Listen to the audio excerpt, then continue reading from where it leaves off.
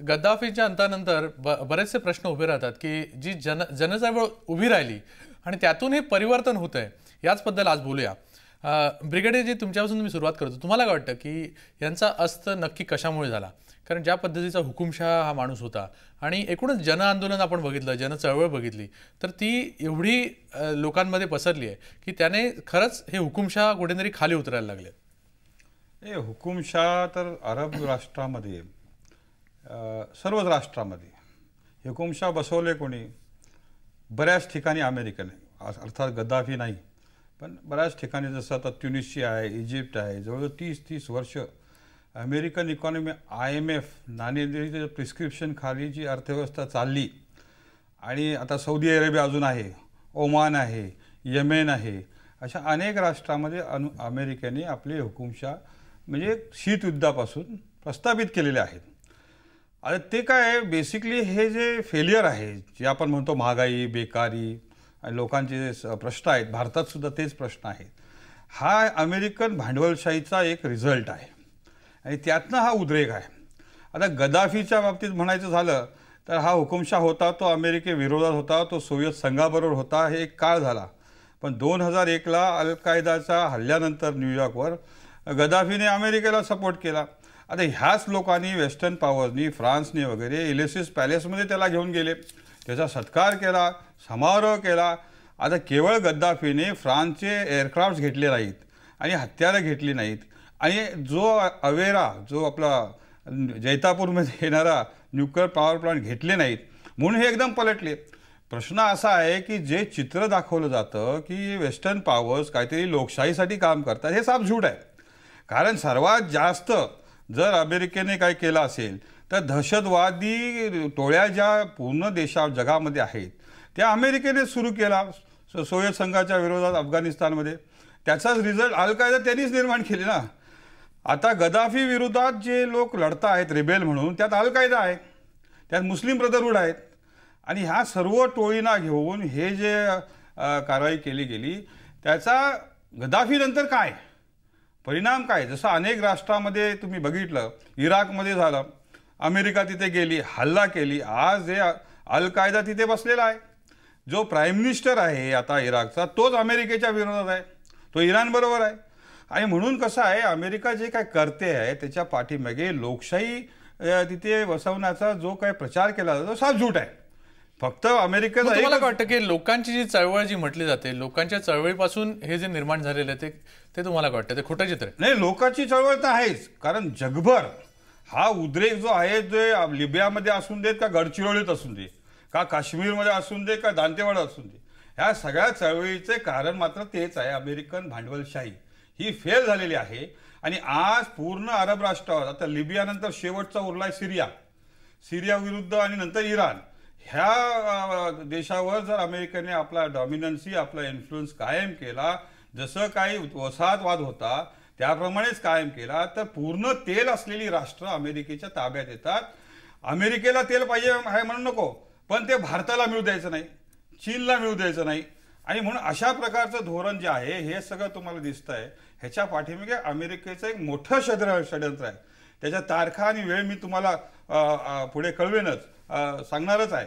पण बेसिकली हे जे तुम्ही म्हणता हुकुमशहाच्या विरोधात चळवळ ती आहेच, पण होतं काय, कसं आहे, त्या चळवळीचा उपयोग करून अमेरिका जिथे जिथे आपल्याला संधी मिळते तिथे तिथे त्या राष्ट्रात घुसायचा प्रयत्न करते आणि त्याच्यावर आपला ताबा किंवा दबाव कायम ठेवण्याचा प्रयत्न करते. हे ह्याच्या पाठीमागे दिसते. राजेंद्र अभ्यंकरजी, तुम्हाला काय वाटतं? तुम्ही परराष्ट्र सचिव होतात, एकूणच हे जे म्हणतायत सुधीरजी, तुम्हाला यातलं पटतंय का? आणि प्रत्येक ठिकाणी अमेरिकेचाच हात आहे का? कारण याच्यात पण आपण बघितलं तर नाटोचा सर्वात मोठा हात होता, शस्त्रास्त्र तिथून पुरवली गेली होती. मग अशी परिस्थिती असताना तुम्हाला नक्की काय वाटतं? मला वाटतं की अमेरिकेचा हस्तक्षेप तर आहेच यात, कारण इतकी वर्ष हे जे हुकुमशाही चालली, लिबियामध्ये 42 वर्ष किंवा इजिप्तमध्ये 30 वर्ष, ही कशी चालून दिली? कारण अमेरिकेची छत्रछाया होती. तर जे काय आपले कलिग म्हणाले ते बरोबर आहे, पण यात दुसरी एक गोष्ट आहे की जो आपण म्हणतो सोशल कॉन्ट्रॅक्ट, हा लीडर आणि लेड यांच्यामध्ये सोशल कॉन्ट्रॅक्ट काय आहे या सगळ्या देशांमध्ये. त्याचा सिरियामध्ये मी राजदूत होतो तेव्हा एक चांगल्या दृष्टीने अरेबिकमध्ये मला हे कळलं की सिरियामध्ये एक म्हण आहे, माफी कलाम. माफी म्हणजे नॉट टू टॉक, कलाम म्हणजे वर्ड, नॉट अ वर्ड. याचा मिनिंग काय आहे की द कॉन्ट्रॅक्ट म्हणजे हुकुमशाही आणि लोकांमधनं जो सोशल कॉन्ट्रॅक्ट आहे की तुम्हाला आम्ही जे काय देता येईल ते आम्ही देऊ इन टर्म्स ऑफ हाऊसिंग किंवा जॉब्स. कारण ह्या सगळ्या देशांमध्ये the largest employer is the government. की सरकारकडनं तुम्हाला नोकऱ्या मिळतील, सरकारकडनं तुम्हाला राहायची जागा मिळेल, सरकारकडनं तुम्हाला इन्कम मिळेल, पण पॉलिटिकल अफेअर्समध्ये एक शब्द बोलायचा नाही. जर बोलला तर यू मे डिसअपिअर. आणि मी बगदादमध्ये होतो. मी सद्दाम हुसेनला probably I was the last senior official to meet Saddam Hussein in 2002. सगळ्यांना मी भेटलोय आणि हाच होता की जर कोणीही आपल्या लोकांमधनं काहीही पॉलिटिकल बोलला तर you don't know what will happen to you. असा सोशल कॉन्ट्रॅक्ट होता. आता हे 30-30, 40-40 वर्ष हा कॉन्ट्रॅक्ट कसा चालू दिला? कारण अमेरिकेची छत्रछाया होती, कारण दे वर प्रोटेक्टिंग द ऑइल लेन्स वगैरे. तेव्हा अमेरिकेचा हस्तक्षेप आहेच, पण we have to also consider की लोकांना आत्तापर्यंत म्हणजे आता नाकापर्यंत आलंय 40 वर्षाची हुकुमशाही. ते प्रोटेस्ट होणारच होते, कधी ना कधी ते होणार होते ना. आता ते सुरू झाले या वर्षी. तेव्हा थोडासा यात ब्लेम गव्हर्नन्सचा सुद्धा आहे. कारण अरब डेव्हलपमेंट रिपोर्टनी 3 वर्ष आधी जाहीर केलं होतं की 3 डेफिसिट्स आहेत या सगळ्या देशांमध्ये. 3 डेफिसिट्स आहेत. पहिलं गव्हर्नन्स डेफिसिट. तिथे म्हणजे तुम्हाला काही चळवळ करताच येत नाही, तुम्हाला मोर्चे करताच येत नाही. जर लोकांना काही सुद्धा संधी तुम्ही देणारे नसला टू प्रोटेस्ट किंवा to make their views known, तर how do you expect to carry on indefinitely. दुसरी गोष्ट आहे की नॉलेज डेफिसिट. तुम्ही मागचे 10 वर्ष बघा किंवा 15 वर्ष बघा, तुम्ही एकही अरब नाव ऐकलंय का? हे संबंध इन्फॉर्मेशन टेक्नॉलॉजी, कम्युनिकेशन टेक्नॉलॉजीमध्ये कधी नाही. ॲट द मोस्ट दुबई वगैरे जागांमध्ये ती लोक विकत घेतात ही टेक्नॉलॉजी. पण तुम्ही जर म्हटलं की is there an Arab inventor in IT किंवा इन CT, एक नाव येणार नाही. का नाही येणार? कारण education system has gone down completely. आणि यस, वन एम वॉज की not to make it go, so that people are kept in check. बरोबर. आणि तिसरी गोष्ट आहे पार्टिसिपेशन ऑफ विमेन. ते इज अ बिग डेफिसिट. हे 3 मोठे डेफिसिट्स आहेत या सगळ्या देशांमध्ये. आणि the route cause starts there. बरोबर. आणि सर्वात महत्त्वाचं की लोकांपर्यंत जर लोकांना काय, जसं तुम्ही म्हणालात की करायला मिळत नसेल तर मग लोकांची कुठेतरी घुसमट होते आणि त्याचा उद्रेक कुठेतरी नेहमी आपल्याला झालेला दिसतोय. मला दिवाकरजी तुम्ही सांगा की तुम्ही स्वतः अभ्यासक आहात की एकूणच हा उद्रेक होण्यामागची नक्की कारणं काय आहेत? कारण नेहमी आपण म्हणतो की जी चळवळ सुरू झाली ट्युनिशियापासून आणि ती आता कुठेतरी वाढत चाललेली आहे आणि प्रत्येक देश कुठून तरी त्याचा पण बोध घेतोय. मग हे इन्फॉर्मेशन टेक्नॉलॉजीमुळे हे होतंय का, की लोकांमध्ये जागरूकता झालेली नक्की कशामुळे झाली? नाही, काय की जागतिकीकरणाची प्रक्रिया सुरू झाल्यानंतर जग खूप लहान झाले आणि जगात संपर्काची माध्यमं खूप प्रगत झालेली आहेत. त्यामुळे देशादेशांमध्ये फार सहज संपर्क होतो. एका देशातले लोक दुसऱ्या देशातल्या लोकांशी सहज संपर्क साधू शकतात. आणि यामुळे झालं काय, हुकुमशहांचं मुख्य अस्त्र काय असतं की माहिती दाबून ठेवणे आणि लोकांना विचार स्वातंत्र्य न देणे किंवा लोकांमध्ये विचारांची प्रक्रिया थांबवणे, हे त्यांचं मुख्य अस्त्र असतं. पण ही जी प्रगत तंत्रज्ञानामुळे जी काही संपर्काची साधनं वाढली आहेत आणि एकमेकांशी देवाणघेवाण वाढली आहे, त्याचा परिणाम असा झाला की कुठल्या देशामध्ये तुम्हाला बंदिस्त असा समाज ठेवणं आता अवघड झालेलं आहे. आणि मुख्य पण आपण चायनासारखं राष्ट्र बघितलं तर तुम्हाला पण तुम्हाला हे लक्षात नाही काय की चीनमधले लोक आता खूप बाहेर जात आहेत, व्यापाराच्या निमित्ताने, तंत्रज्ञानाच्या, आणि चीनमध्ये ही मोठ्या प्रमाणात आता ही चळवळ सुरू झाली आहे की देवाणघेवाण मोठ्या प्रमाणात सुरू झाली आहे. चीनमध्ये बंदी घालण्याचा प्रयत्न होतो, पण तो काही हद्दीपर्यंतच यशस्वी होतो सगळा.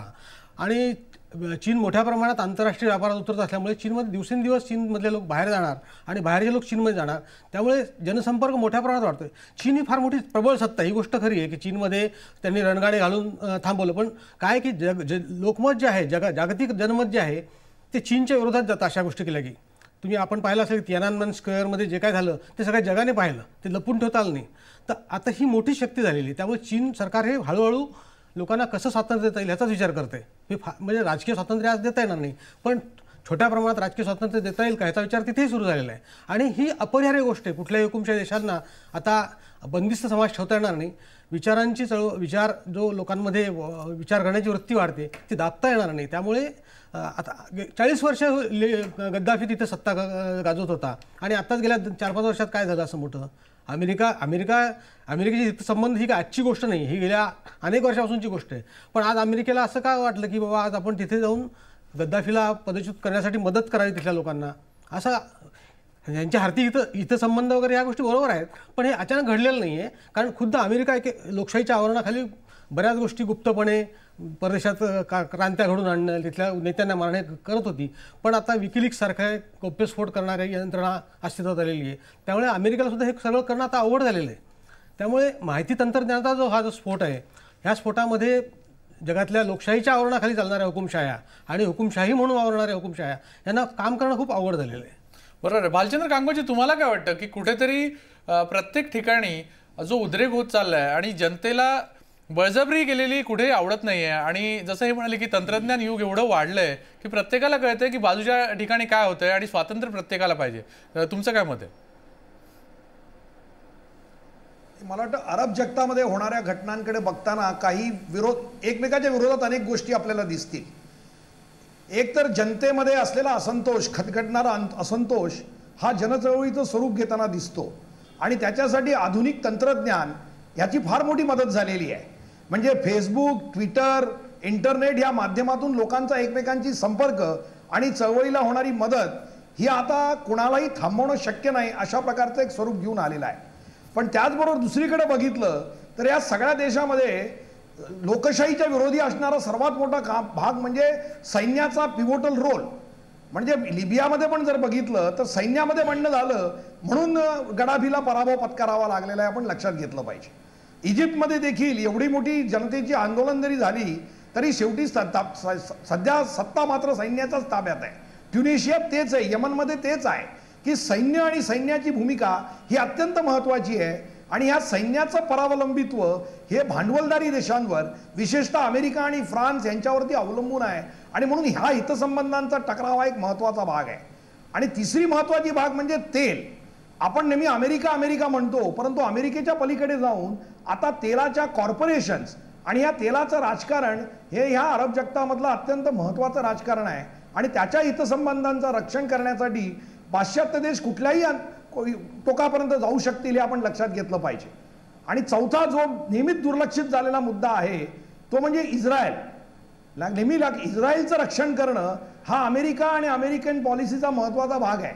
आणि त्यामुळे इस्रायलला विरोध करणाऱ्या ज्या काही अरब देश असतील तिथे गडबड होणं त्यांना केली पाहिजे. इराणला विरोध का, तर इस्रायलला विरोध आहे म्हणून. सिरियाला का विरोध, तर सिरियाचा अमेरिकेला विरोध म्हणजे इस्रायलला विरोध आहे म्हणून.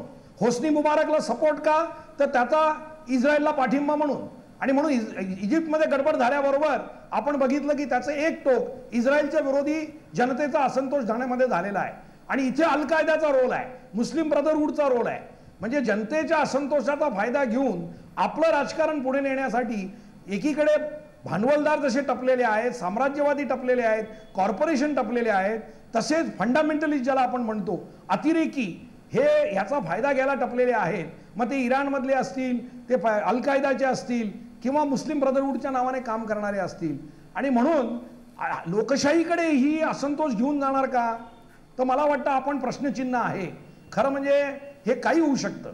आणि म्हणून हा असंतोष भारतासाठी अत्यंत गांभीर्याने आणि काळजीपूर्वक बघण्याची गोष्ट आहे. सिरियाच्या बाबतीत UNO मध्ये ब्राझील, साऊथ आफ्रिका आणि भारत या तिघांनी मिळून सिरियावरती बायकॉट टाकण्याचा जो प्रयत्न होता तो हाणून पाडला. ही माझ्या दृष्टीने अत्यंत चांगली गोष्ट आहे की भारत सजग आहे या बाबतीत. सगळ्या अरब देशामध्ये साम्राज्यवाद्यांचा हस्तक्षेप होऊ नये आणि आपल्या विरुद्ध जनमत होऊ नये यासाठी सजग आहे असं मला वाटतं. परंतु अरब जगतामध्येच नाही तर आज अमेरिका, युरोपमध्ये देखील आपण वॉल स्ट्रीटच्या विरुद्ध जे आंदोलन चाललंय त्याच्यामध्ये काय आहे की भांडवलशाही फसलेली आहे. ब्रिगेडियर जे आता बोलत होते की भांडवलशाही जी धोरणं ही जनतेच्या समस्या सोडवण्यासाठी असफल झालेली आहेत हे आता सिद्ध होत चाललेलं आहे. आणि म्हणून हा सिस्टमिक क्रायसिस आहे. याला फक्त अरब देशातला क्रायसिस म्हणून न बघता जगामध्ये जागतिकीकरणाच्या नावावर जी धोरणं घेतलेली आहेत त्याचा हा क्रायसिस आहे. या दृष्टीने आपण बघितलं पाहिजे.